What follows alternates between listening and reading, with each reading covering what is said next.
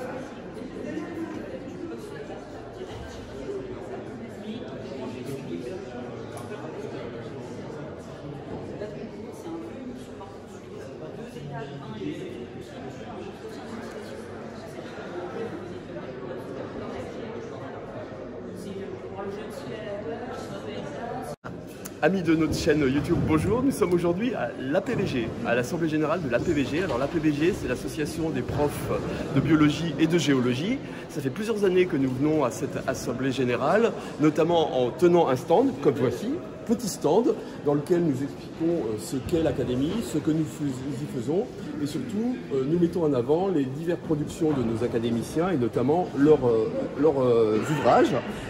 ouvrages que les profs peuvent acheter. Alors cette année est une année un peu exceptionnelle puisque outre ce stand, comme vous avez pu le constater, nous sommes aussi intervenus durant le congrès, et notamment notre secrétaire perpétuel a fait l'ouverture du congrès, ce qui était exceptionnel, et nous avons plusieurs académiciens qui sont intervenus sur des thèmes d'actualité au sein de notre académie. Donc voilà, nous allons passer la journée ici avec ma collègue qui me filme. Nous allons tenir ce stand et nous espérons avoir beaucoup de contacts avec les profs. Merci.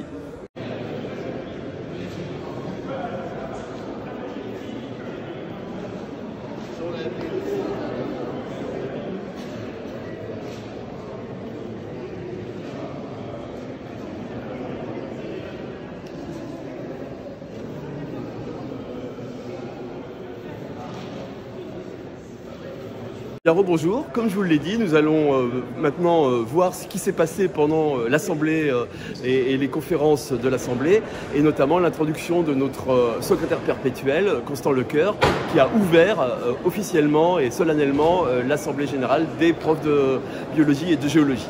De France va être présente aujourd'hui et demain à nos côtés. Merci.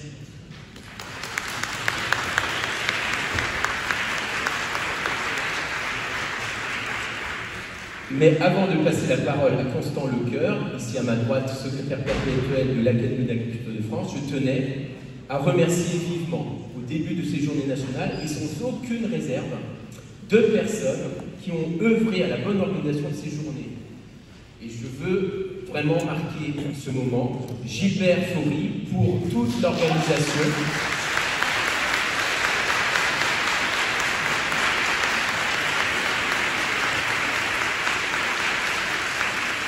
Mais sans oublier Blandine Zaragoza, notre secrétaire nationale, toujours présente, certes discrète, mais d'une très grande efficacité. Aussi, tout à l'heure en sortant, n'hésitez pas à la remercier directement et chaleureusement. Merci.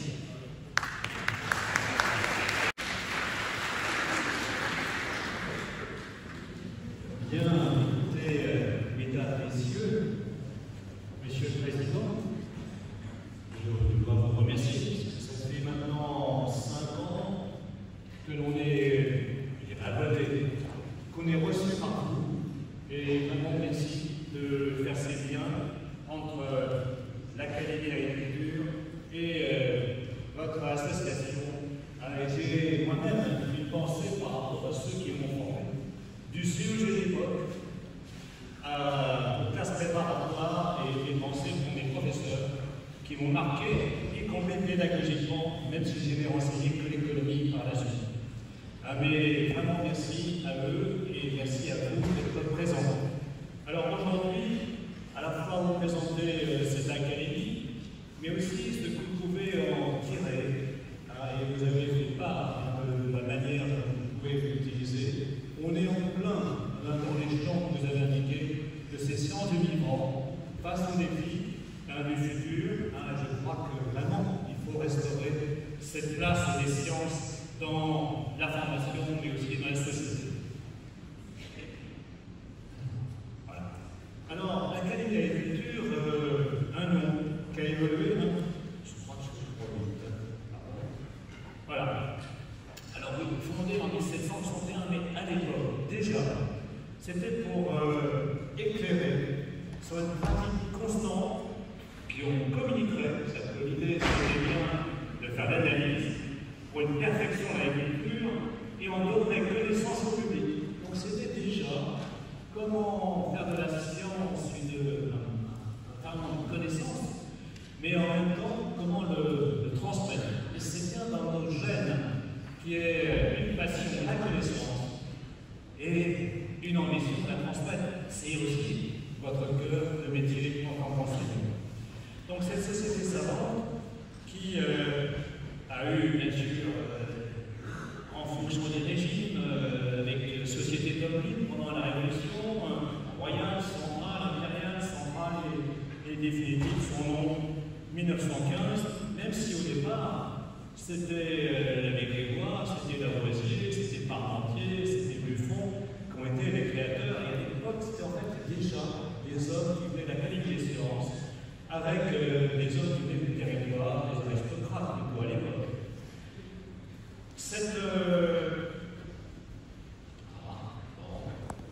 c'est vrai que je ne suis pas bon là, je reprends mon diaporama.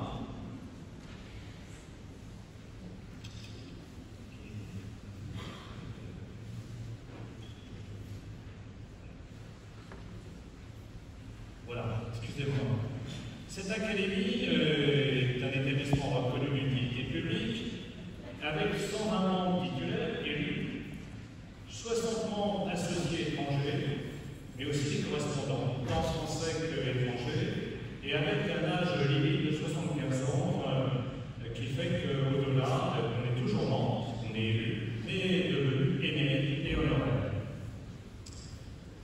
L'ambition, vous l'avez dit, c'est à la fois éclairer les citoyens, les décideurs, mais aussi préparer ou accompagner les évolutions, qu'elles soient d'ordre scientifique, technique, économique, juridique, social et culturel, sur le moyen et long terme, dans les domaines de l'agriculture, de l'alimentation et de l'environnement. C'est ainsi qu'on a, au mois de juillet, répondu à une consultation publique de l'Union européenne sur l'agriculture du génome, et Catherine, tout à l'heure, du projet en parlant. Mais c'est aussi, en octobre, on a répondu aussi à une contribution, une consultation de l'Union européenne sur les sols. Vous voyez, le gène ou les sols, c'est aussi le secteur vraiment d'activité. Nous sommes organisés en 10 sections, des productions végétales, à l'économie, en passant par les sciences de la vie, interaction milieu être vivant, alimentation humaine, environnement et territoire, tous des domaines qui sont les vôtres. Des groupes de travail, intersection, qui permet de prendre les problèmes de manière transversale, avec des thèmes variés, soit l'agriculture, qu'il soit dans biologie, qu'il soit ultramarine, qu'il soit aussi la biodiversité urbaine, mais également WANELS, qui est un grand groupe de travail. Comment une seule santé, on parle souvent de WANELS avec animal et humain, et on oublie parfois les plantes, on oublie les sols, on oublie l'air, il a semblé que la clé d'agriculture devait créer ces liens de One Health. Bien sûr, statut d'animal, etc. Et des groupes inter-académiques. Je citerai Antibiorésistance, avec l'Académie des sciences, l'Académie de médecine, pharmacie, l'Académie vétérinaire, chirurgie, dentaire, etc. Qui font qu'avec ce groupe, tous les 2 ans, nous menons un travail d'exposés, de conférences, cette année encore. Un groupe aussi interacadémique pour le développement. Quand on veut mener des travaux avec nos pays, que ce soit les Maghreb, que ce soit Madagascar, que ce soit l'océan Pacifique, etc., c'est ce groupe interacadémique de toutes les académies. Un bureau qui est restreint, un président annuel, un vice-président, qui est le vice-président, et qui devient président de la 2e année, et en 3e année, un ancien président. Un secrétaire perpétuel qui est élu jusqu'à ses 75 ans, ce qui vous permet de dire que je ne les ai pas encore atteints, mais ça va venir. Et de même, un trésorier perpétuel, comme beaucoup d'académies. Bon. L'académie est aussi un rôle d'encouragement, de récompense. C'est ainsi que chaque année, nous récompensons par une médaille, notamment d'argent, les meilleurs docteurs de toutes les sections. Chaque section choisit les docteurs qui ont été les meilleures thèses de l'année. Et vraiment, c'est un grand plaisir de travailler avec ces jeunes, qui est le ferment de la recherche. Vous savez que, globalement, les doctorants, c'est 50% de notre recherche. Donc une place importante de ces doctorants dans le transfert du savoir. Notre rôle, j'ai parlé tout à l'heure de transmission, ambition de transmettre, c'est de partager avec un large public. Nous avons une séance hebdomadaire ouverte à toutes et tous, et que cette séance hebdomadaire est diffusée sur YouTube. Chaque séance, c'est un minimum de 3 intervenants, et 3 résumés, les 3 diaporamas sont sur le site internet. Vous pouvez y accéder. C'est aussi les avis, comme c'est pourquoi on a fait un avis avant le Covid, justement, sur la réécriture des génomes. Comment cette réécriture des génomes ne peut se marier qu'avec une acceptabilité sociale. On voit bien les problèmes qui sont dans notre société, que ce soit bien-être animal, que ce soit les problèmes de sol, les problèmes de l'air, c'est comment la science, aujourd'hui, est obligée aussi dialoguer avec la société. Les colloques, organisés à Paris et en province, un mensuel électronique. Un mensuel électronique, c'est gratuit. Vous pouvez y accéder sans problème. Nous avons aujourd'hui près de 65 000 adresses auxquelles il est accès. L'encyclopédie, j'y reviendrai. Vous avez un site internet auquel vous pouvez trouver tous ces éléments. Valoriser, ambition transmettre, c'est vraiment l'un des défis majeurs de notre projet stratégique. Donc c'est la présence des réseaux sociaux, la chaîne YouTube et que l'encyclopédie et le site internet, j'y reviendrai. Comment accéder directement avec une disposition à tous? Avec le pointeur, là, vous avez sur cette page l'accès direct en vidéo sur la chaîne YouTube. Vous avez l'accès direct à l'encyclopédie. Vous avez ici, chaque fois, ce mercredi, c'était la biologie de synthèse pour l'agriculture. C'était excellente séance. La semaine prochaine, la protection de la propriété intellectuelle dans le domaine végétal. Les résultats de recensement général de l'agriculture. Il faut savoir qu'aujourd'hui, les exploitants agricoles, c'est 1,1% de la population active. 100 000 exploitations en moins en 10 ans. C'est aussi des éléments qu'il faut connaître. Accès direct à la chaîne YouTube. Voilà ce que vous allez trouver. L'agriculture de conservation des sols. On a eu 3600 vues. Une seule santé. Les microbes, c'était un colloque 15 juin dernier avec la qualification. Vous connaissez peut-être le secrétaire perpétuel, une dame, ancienne secrétaire perpétuelle, mais aussi d'autres académiques qui étaient présents. Les ondes électromagnétiques et les désordres en élevage. Réponse des arbres et des forêts au changement climatique. L'avion cellulaire, est-ce possible? La transition écologique peut-elle nourrir le monde? Santé des céréales, santé humaine, une seule santé, les microbes, bien sûr, et c'est tout le thème aujourd'hui de One Health. Reconstruire la forêt de Notre-Dame, par exemple, voilà. Et vous reconnaissez là, quelqu'un de vous est son cher, c'est Martin Dessélos. L'évolution biologique, la belle ou pas d'enfant. L'encyclopédie maintenant, sur Internet. Objectif, c'est informer un électorat non spécialisé sur ces domaines de l'agriculture, de l'alimentation, la nutrition, l'environnement, la forêt, les sols, etc. Nous avons 3 gammes de documents. Fiches, questions sûres, qui traitent un sujet sur 4 pages maximum. Ces fiches sont réutilisées tous les 2 ans. On a démarré cette objectif il y a 3 ans. Fiche repère. Opinion répandue.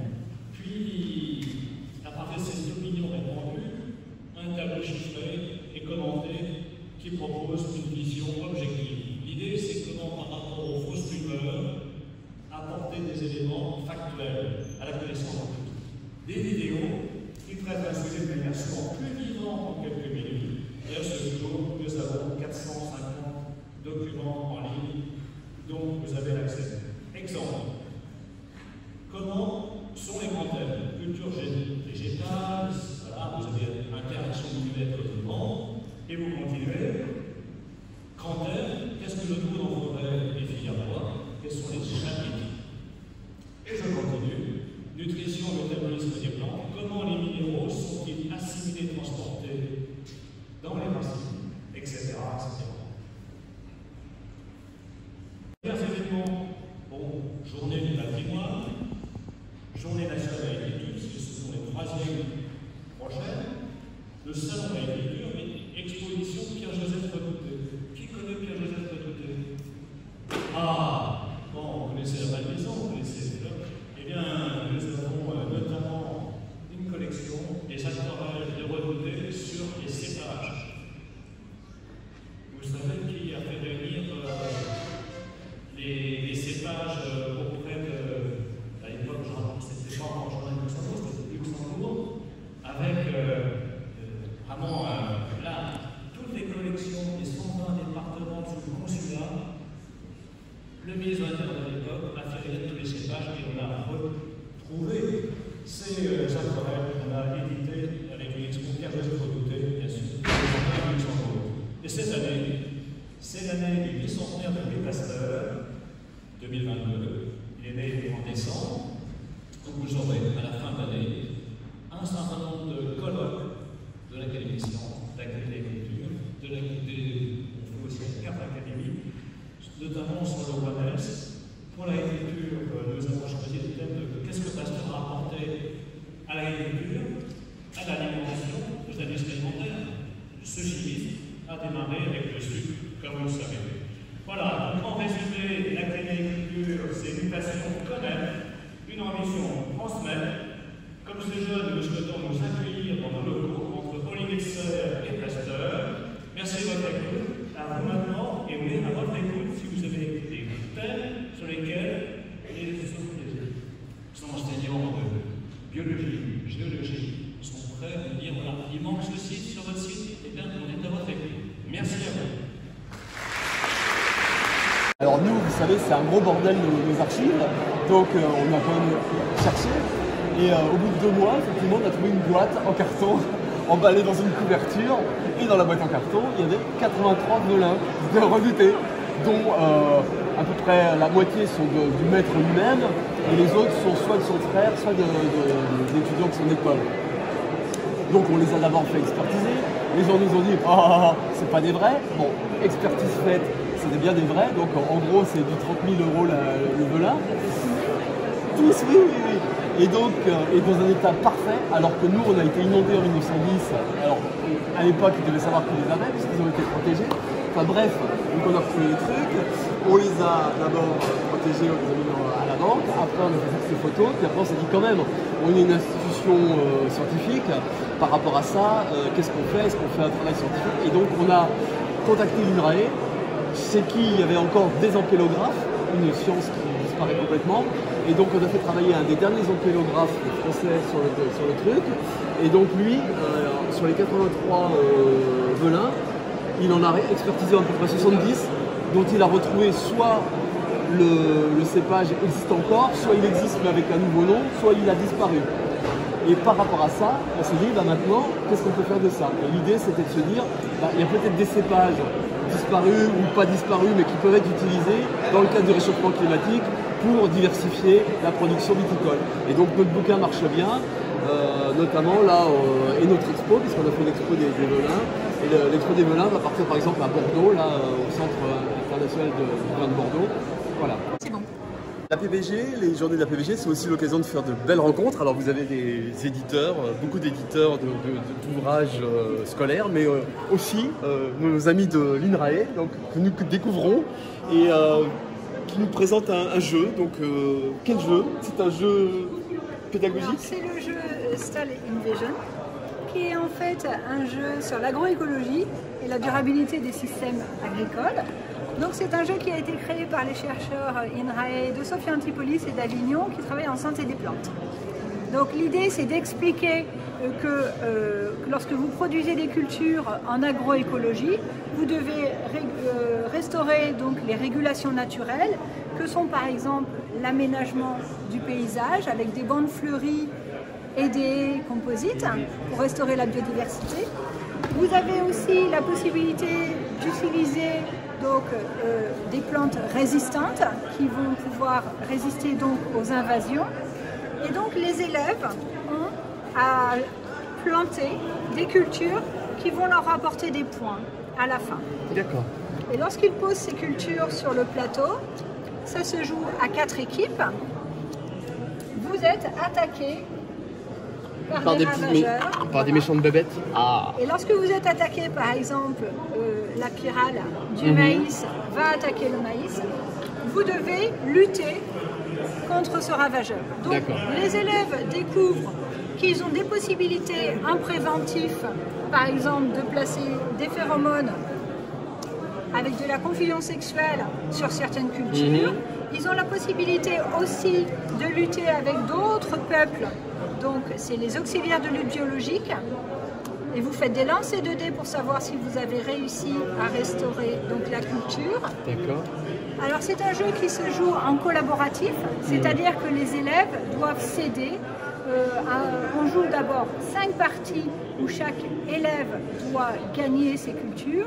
Ensuite, on calcule le score le plus haut. Et sur les 3 dernières parties, tous les élèves doivent atteindre ce score le plus haut. Donc il y a de collaboratif, où ils doivent bien sûr protéger les cultures des autres ou alors planter des cultures. D'accord. Et vous avez parlé d'élèves, mais est-ce que ça se joue aussi quand on est un vieil académicien? Oui, tout à on peut fait. jouer. Alors, vous retrouverez tous les fonctionnements effectivement des agrosystèmes. C'est un jeu qui est vendu aussi aux particuliers et qui se joue en famille de 7 à 77 ans. Et on trouve où votre jeu? Alors, vous pouvez envoyer un email à contact-paca@inrae.fr ou envoyer un email à la PBG qui vend ce jeu aux enseignants et aux particuliers. Comme quoi, on peut être chercheur et aussi aimer jouer.